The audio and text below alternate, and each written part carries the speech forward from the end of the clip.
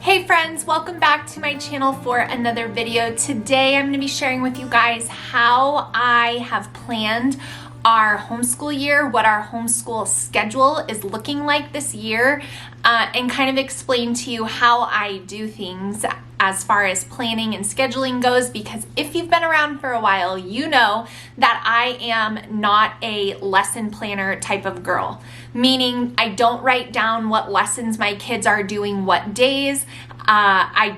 We do the next lesson on the next day. That has been the way I have always homeschooled, and that is the way that works the best for me. But this year I did find myself needing to plan things out a little bit better, mostly to alleviate my constant mental tracking. And if you're a homeschool mom with older kids, you understand what I mean. When there's 4 kids doing 4 different lessons with 4 different amounts of lessons, it can get a little overwhelming and confusing to keep track of and try to keep a pace, so to speak, on everyone so that everyone is finishing school around the same time of year. Everyone can take some time off without, feeling like, are we on track? Are we getting off track? And so this year I definitely plan things out a little bit more than I ever have, but it's mostly just to alleviate that constant need for me. And just so you guys know, that wasn't something that I really ever experienced until my kids reached high school, 8th grade high school ages. So we are going to get into planning. I'm going to share with you guys my system for the whole year. I'm going to share with you how I weekly plan for homeschool, and then I'm going to give you kind of like what we do daily. I hope this video will be helpful and informational. If you watched last year's, it's very similar with a few little exceptions. So we're going to chat homeschool planning. So grab a cup of coffee or tea, and let's just talk about planning. Okay, so let's start with the year. How do I plan our homeschool year? So on the broad scale, I consider my family to be year-round homeschoolers, and that is because we do not follow the traditional public school calendar. I will tell you though, as my kids have gotten older and they've become more involved with their extracurricular activities, sometimes we do need to break when the public school system would be breaking because my kids have obligations that their teammates can only attend because they're on break. So we are year-round homeschoolers because we take time off when we want, and we always end up starting earlier and working a little bit later into this summer than the public schools in our areas do. But we definitely take our longest break in the summer, so that I need a long break to reset everything. I need a longer break to rejuvenate, and I need a longer break to go and travel in our RV, which is in my top 5 favorite things of life to do. And summer is when you RV, so for the most part. So we are year-round homeschoolers. So when it comes time for me to choose our start date for homeschool, I generally just pull out my Erin Condren planner. Here it is. I have my current one, and then I have my next year's one as well. I look kind of at basically what is our last hurrah of summer. So this year, our last hurrah of summer was a 2-week road trip in the RV going through Glacier, Yellowstone, Wyoming, Idaho, Grand Teton, Jackson Hole. So seeing all of that was our last hurrah for the summer, so to speak. And so after that, after a trip, if that is what the last hurrah of summer is, which it usually is a trip for my family, I buffer myself a week out from that so I can be completely focused, prepared. I can go grocery shopping. I can have my house clean, because starting a new school year requires a lot of mental energy and focus. And so I really try to make it as easy as possible for myself and my kids as we ease back in to a more structured day. So I pick our first day of the school year on a Monday, and I jot that down for week 1. So that is how I plan for the year. Now, I don't choose an end date. The end date is flexible. So I just choose a start date. Once I choose that start date for the school year, I look out 36 weeks from that start date and see if we took no time off, where would we end our school year with a 36-week school year. Generally, if I'm starting in August, that 36-week point with no breaks would be in about April. So once I've determined that it is in April, that gives me a little bit of a gauge on how many weeks I can take off throughout the year to end our school year in June. Mid-June is usually what I shoot for. So if we took no breaks, we'd be done in April with 36 weeks. So that gives me all of May, 4 weeks, and then basically 2 weeks of June, 2 to 3 weeks, depending on how I want to do things. So then I know mentally, okay, I have about 6-7 weeks to play with, and we're going to be done when I want to be done, and when my kids want to be done too. So that's how I plan the year. It's as simple as that. Now, getting into the weekly planning. So once I choose our week 1, I only go out 6 weeks with my calendar, and everything is in erasable pen. So I will just map out the first 6 weeks of school, seeing where that takes me. And then I know, okay, I'm going to try to not have to plan any big out of town things. I'm going to not schedule, tons of daily doctor's appointments like during those first 6 weeks, because even though we only took off 6 weeks of book work this summer, they were learning the whole summer, so was I. But getting back into that is a little bit of a challenge for everyone. It's mentally fatiguing. And so I like to really keep things very basic those first 6 weeks. So it looks like school, workout, sports, like the basics of life. I try to not add on tons of extra things, like no field trips, no outings, like really just settling down and focusing those first 6 weeks. So that's how I plan weekly. After that is I just map out the first 6 weeks.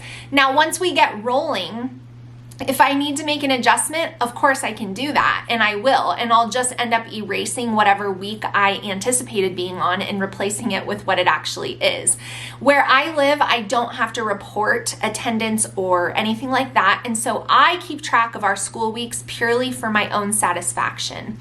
And then when it comes time for the school year and we're into it, Saturday night or Sunday afternoon of the week previous, so the week we're going into, I will sit down and look at my week, and I will plot out school on my planner, like I showed you guys in my planner video, and just take an assessment of what is going on that week, if we're meeting up with friends, if we have something else going on. And so that's the way I look at it. But I'm never writing down lessons because I don't keep up with that. We just do the next thing on the next day. I do, however, I decided in advance what days of the week will be my history teaching days, what days of the week will be my apologetics and science for my younger kids teaching days. So those things are decided for me already.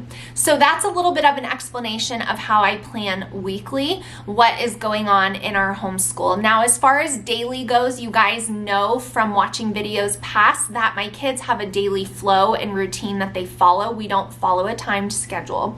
And so they reference that, for the order in which they follow things. And if you want a better look at that, go watch my binder preparation video that will show you, how I've arranged their school days. But for daily scheduling, like I said, I don't write down lessons. I just know if I'm teaching a history or if I'm teaching a science. Everything else is done pretty much every single day, except for the curriculums that I have that are recommended to be taught 3 to 4 days a week. So some of my kids' curriculum is recommended to follow a 5-day schedule because they have 180 lessons. Those are my older kids, of course. My younger kids, a lot of the curriculum they have is 120 lessons. And so there's about a 60 lesson gap. Like I told you guys, my state doesn't require anything. And so I personally enjoy that because it lets me have a lighter day, so to speak, and my kids also have a lighter day. So they do all of their subjects every day, except for the subjects that are only supposed to be done 4 days a week. And then that gives us one lighter day. So I like to buffer myself with that because if anything does come up, or if we need to go to the orthodontist or whatever the case might be, that lighter day, even though I tentatively schedule it for Fridays, it can be shifted. So I could move Tuesday's work to Friday if I needed to have a lighter day on Tuesday. I hope that makes sense. And so that's the way that I schedule our school weeks. Is I do a 5-day school week for the daily schedule, but I do have a lighter day where we're not doing everything. And so that is kind of like my flex day that can be moved if I needed to. Now I wanted to show you guys really quickly this little sheet that is so simple, but I did call this my school year lesson check-in points. So I break my school year down into 9-week quarters because a full school year is a 36-week school year. Some people completely abandon that in homeschooling. I like to make sure that we're still doing 36 weeks, even though, like I said a million times, I don't have to report it to anyone else. So to help me with the mental fatigue I was experiencing by trying to manage so much in my life, I went ahead and typed this out, and I'm going to put this in a sheet protector, and I'm just going to hang it probably near my calendar in my homeschool room. So for each one, I have the quarter and then what weeks of the school year that would be. And then I gave them like month kind of windows. You'll notice, if you could look at it closely, that every single quarter has about 3 months to it. So for example, quarter 1 is August to November. That is a lot longer than 9 weeks, but that's done on purpose because then I know, okay, even if I were to take all of August, all of September, all of October, and a portion of November, that's like 3.5 months. So that would be about 16 weeks to complete 9 weeks of school. I would still be on pace for my finishing. So I did that on purpose. So I wrote down where my kids should be at with lessons for BJU and for the good and the beautiful. And I didn't need to do it for all of the curriculum because all of the curriculum either falls 180 days or it falls 120 days. And so these would be the same for those curriculums as well.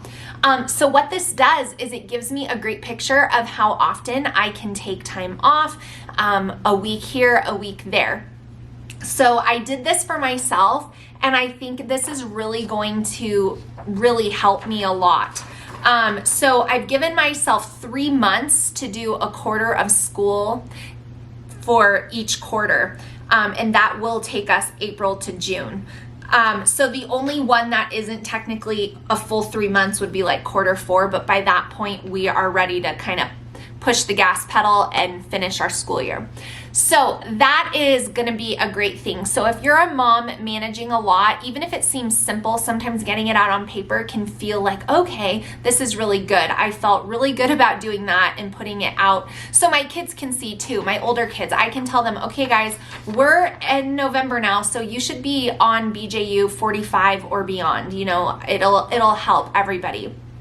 So we're not always having to say like, what lesson are you on? And then I'm having to calculate it. We were doing that way too much. So that is going to be super helpful.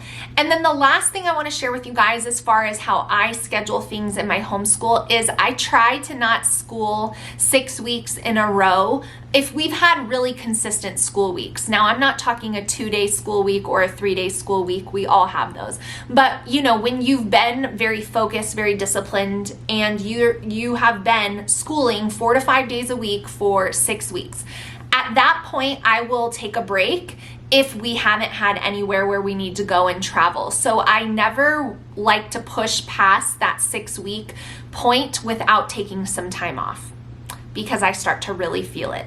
Me, probably more so than my kids. So let's say we don't have a trip or we don't have anything coming up, like holidays where I know I'm gonna be taking some time off, I will just take a week off at the 6-week mark, because I have found that that is kind of my threshold before mama needs a break. So I wanted to share that with you guys too. So I hope you enjoyed hearing how I plan our homeschool year. I am feeling very, very good, very motivated, very optimistic, and just excited to share another homeschool year with you guys. I am almost crossing the finish line.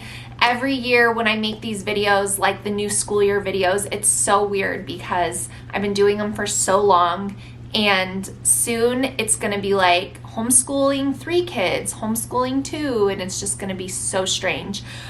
Anyway, before I start crying, that's my homeschool planning video. I hope you guys enjoyed it. Let me know if you have any questions, post them down below. I will get back to you. Give me a thumbs up on this video before you go. It's a free way to support my channel, and I really appreciate it, and I will see you guys again really soon. Bye, friends.